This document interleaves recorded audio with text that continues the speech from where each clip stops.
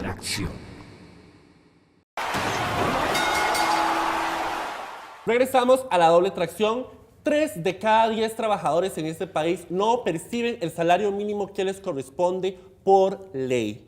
En estos momentos esto es un problema que afecta principalmente a los jóvenes y quienes más inciden en este incumplimiento son las empresas de menos de 10 empleados o de más de 100 empleados, o sea, las grandes empresas. Según el PNUD y el ICE de la Universidad de Costa Rica, si se cumpliera el derecho del salario mínimo, la pobreza caería hasta 5 puntos porcentuales en las zonas más afectadas del país.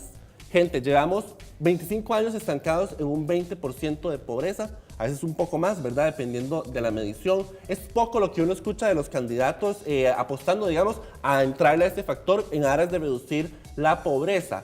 ¿Deberíamos entrarle o, como algunas otras personas también plantean, más bien sería problemático apostar a eso porque espantaría a las empresas?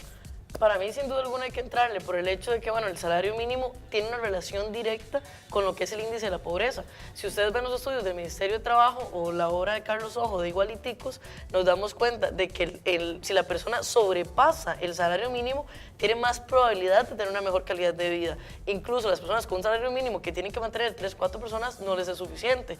Y eso lo regula el Ministerio de Trabajo anual porque la inflación sube, ¿no? Entonces el paquete de arroz, el paquete de frijoles cuesta muchísimo más y el salario mínimo no puede estancarse o quedarse igual. Bueno, el tema del arroz es un poquito diferente, pero yo creo que también un poco lo que pasa es que... Es otro arroz. Ese es otro arroz, un día, en algún programa vamos a hablar de eso. Pero yo creo que algo que sí hay que entender es que el tema del salario mínimo, por ejemplo, Costa Rica tiene el segundo salario mínimo más alto de América Latina, después de Chile. Y de hecho tiene el salario mínimo más alto de Centroamérica.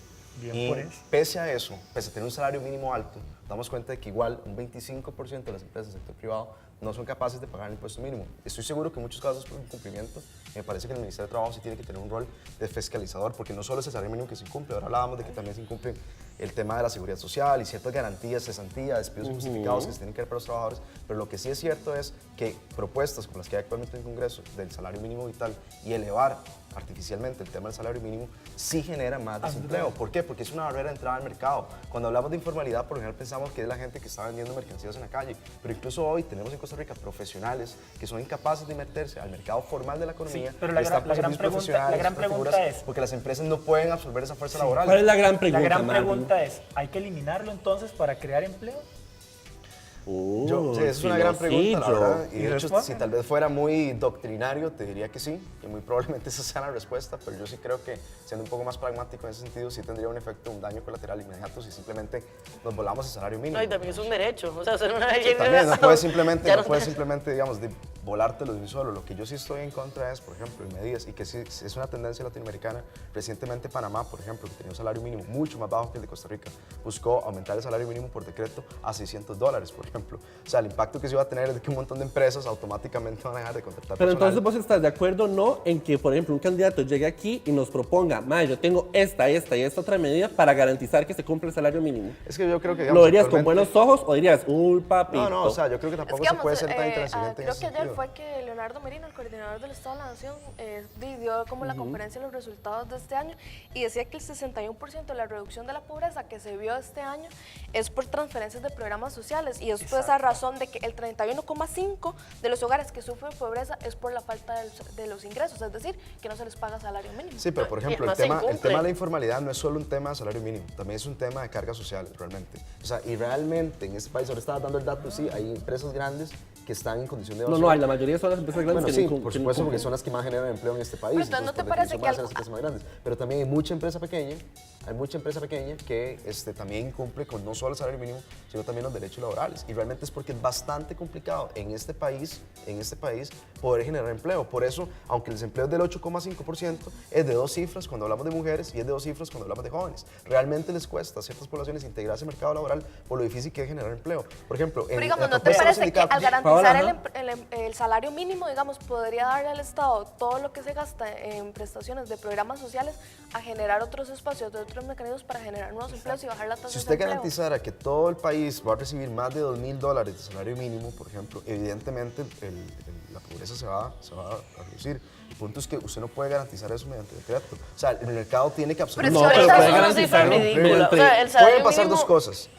O se pueden despedir personas a las que no se puede cumplir ese tipo de condiciones, o se dejan de contratar a otras personas para poder garantizar esas condiciones y otras personas no Vamos Sí, a pero ver, según sí, los sí. datos, por cada un 10% que se fortalezca el salario mínimo, un 1% de desempleo se va a generar. El desempleo es un fenómeno multidimensional. Yo creo que si se tocan otras áreas, ese 1% de desempleo que se generaría, que son precisamente las empresas que hacen retracción de la planilla y toman otras medidas, eso se podría lidiar con eso.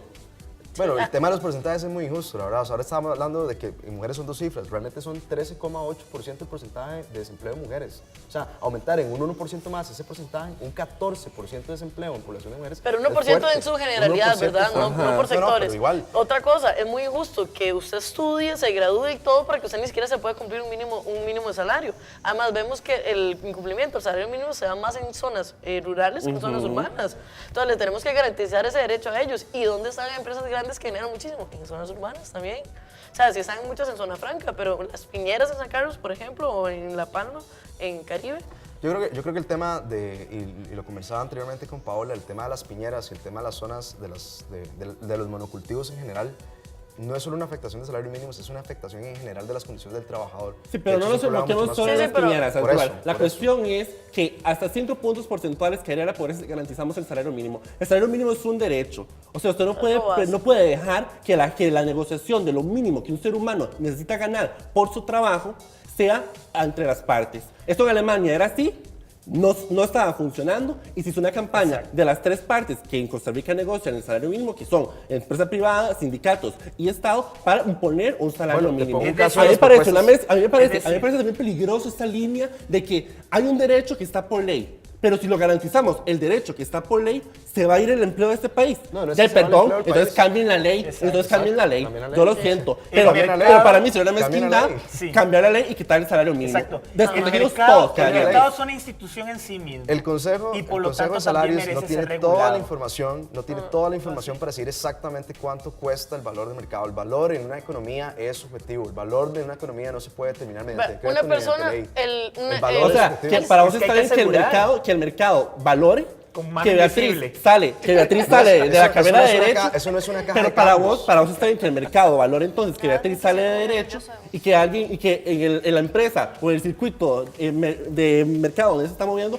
que digan, vos valés un cuarto Bueno, de lo si que es un está mercado- fijado por si ley. es un mercado con poco veamos, riesgo, no solo la eso, posibilidad de y si tengo inversión. yo una deuda por haberme costeado mis estudios, ¿cómo voy a pagar si no me están pagando ni un salario? Un muy buen punto, porque Sí. precisamente ¿Cómo? porque a nosotros los jóvenes, que somos uno de los segmentos más afectados por esto, no nos pagan el salario mínimo, nosotros duramos el doble en pagar préstamos de supuesto. educación, duramos el doble en pagar préstamos para un carro, préstamos de Y vivienda, el problema ahorros principal para con eso. esos jóvenes es que no se Inclusive paga salario tampoco mínimo o que no tienen acceso al mercado laboral.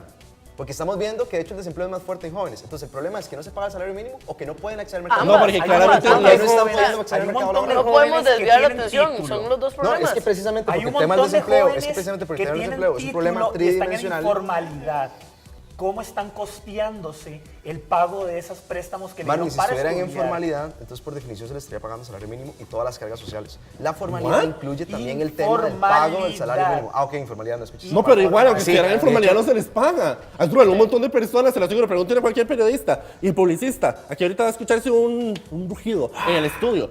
O sea, a un montón de personas están en la formalidad, o sea, están en una empresa privada Totalmente. y no se les paga lo que se les debería pagar. Es una formalidad maquillada, porque en principio uno cuando está en planilla deberían estarle pagando las cargas sociales que no se les requiere. De hecho, hay una correlación entre quienes no ganan el salario mínimo y quienes no reciben sus cargas sociales. Sí, porque es un tema, en general, es parte del problema de la informalidad. En Costa Rica, nosotros tenemos una meta de ser carbono neutral muy pronto. Ahora, ¿qué tan lejos estamos de esa meta o qué tan cerca? Le preguntamos a los de a pie, ¿verdad? A ver cuánto conocen sobre el medio ambiente en Costa Rica. Digamos que conocen tanto como Marvin de Bares Gates. Ya venimos.